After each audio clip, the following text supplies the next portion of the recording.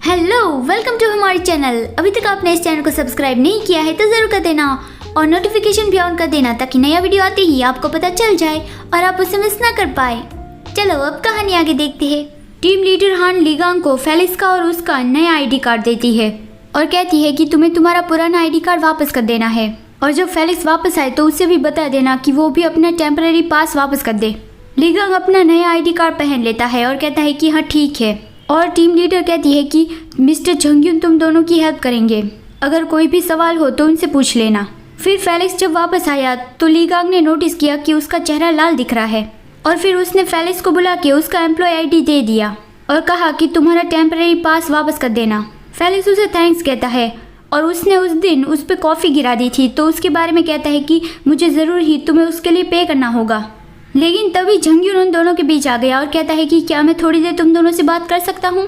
जंगयुन उन दोनों को सारी चीज़ें कहाँ पे पड़ी हुई है वो सब दिखा रहा था। वो दिखाता है कि प्रिंटर यहाँ पे पड़ा हुआ है और इसे कैसे यूज़ करना है वो तो इस पे लिखा हुआ है, तो तुम दोनों पढ़ लेना। जंगयुन ये सोच रहा था कि लीगांग को तो 1 साल का एक्सपीरियंस है लेकिन फेलिक्स को तो कुछ भी नहीं पता होगा, तो वो फेलिक्स की वजह से बोदर फील कर रहा था। फिर वो उन दोनों को ब्रेक रूम, सप्लाई रूम और कॉन्फ्रेंस रूम दिखा देता है और वो ये भी कह देता है कि आज तक तो ये काम मैं करता आया हूँ लेकिन आज से तुम दोनों को मीटिंग के लिए कॉन्फ्रेंस रूम को साफ करके प्रिपेयर करना होगा।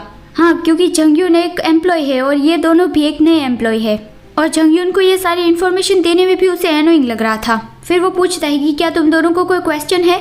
लीगांग कहता है कि नहीं, कुछ भी नहीं।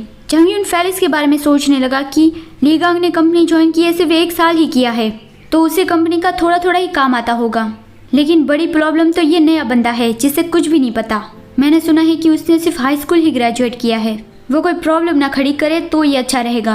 वो फेलिक्स को एम्प्लॉय हैंडबुक पढ़ने के लिए देता है और कहता है कि सारा पढ़ने के बाद तुम्हें जो भी समझ में ना आए उसे मुझे पूछ लेना। और लीगांग तुम तो प्लानिंग टीम 2 से आए हो ना, तो तुम्हें पता होगा कि यहाँ काम कैसे चलता है। क्या तुम ये कल 2 बजे इस काम को पूरा कर पाओगे। और वो उसे कुछ पेपर्स रेडी करने के लिए देता है। लीगांग कहता है कि हाँ मैं कर दूंगा और वो फेलिक्स को कहता है कि तुम जब वो पढ़ लो तब कुछ कॉपीज बना के दे देना।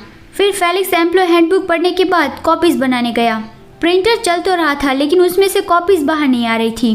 फेलिक्स इधर उधर सबको देखता है तो सब लोग अपने अपने काम में बिजी थे तो वो किसी से मदद भी नहीं मांग सकता था और खुद से ही फिर से ट्राई करने लगा। अंदर से गियोवानी वो सब देख रहा था और वो मिस्टर किम से कांटेक्ट करता है। मिस्टर किम फेलिक्स के पास गया और उसकी मदद मांगने लगा। उसने फेलिक्स को कुछ डॉक्यूमेंट्स दिए जिसपे जनरल मैनेजर यानी कि गियोवानी के सिग्नेचर चाहिए थे और मिस्टर किम ने कहा कि मुझे कुछ अर्जेंट काम है तो तुम ये कर दो। फेलिक्स कहता है कि हाँ मैं ये कर दूंगा और वो फिर बाद में मिस्टर किम से हेल्प मांगने वाला था कि प्रिंटर कैसे चलाते हैं।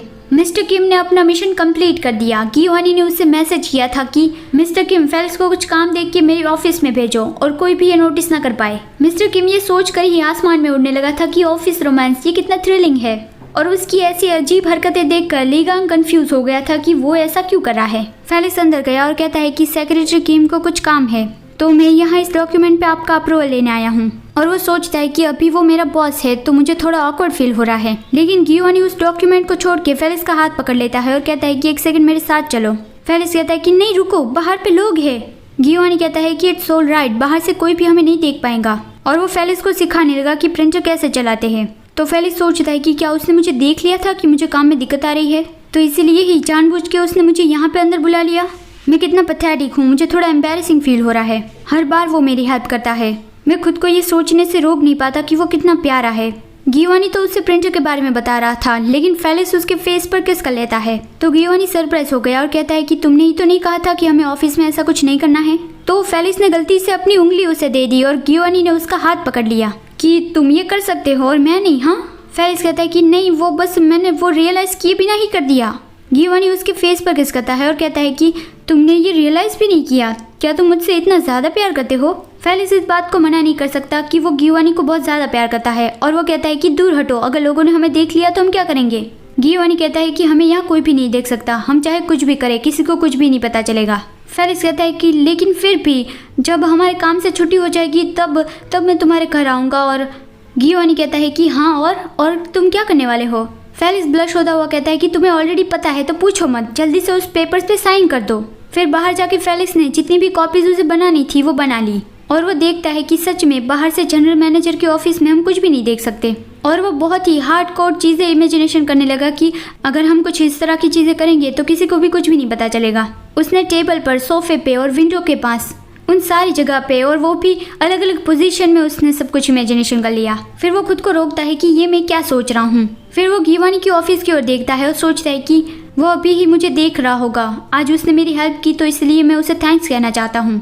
तो वो एक पेपर पे हार्ट बनाता है और गिवानी को दिखाता है। उसे ये ऑकवर्ड लग रहा था कि ये कितना चाइल्डिश है, शायद वो अभी मेरी ओर देख नहीं रहा होगा, तो मेरा मतलब वो पूरा दिन तो मेरी ओर थोड़ी देखता रहता होगा।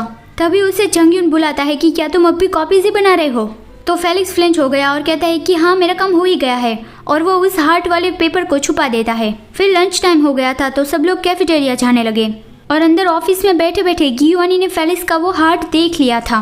वो मुस्कुराते हुए बोलता है कि ऑफिस रोमांस इतना भी बुरा नहीं है। वो फेलिक्स को मैसेज कर देता है कि हार्ट के लिए थैंक्स। तो फेलिक्स उस मैसेज को पढ़ के ब्लश हो गया कि ओह उसने देख लिया था। Thank you so much for watching. अगर आपको ये कहानी अच्छी लग रही है तो लाइक ज़रूर कर देना। चलो मिलते हैं अगले वीडियो में, बाय बाय।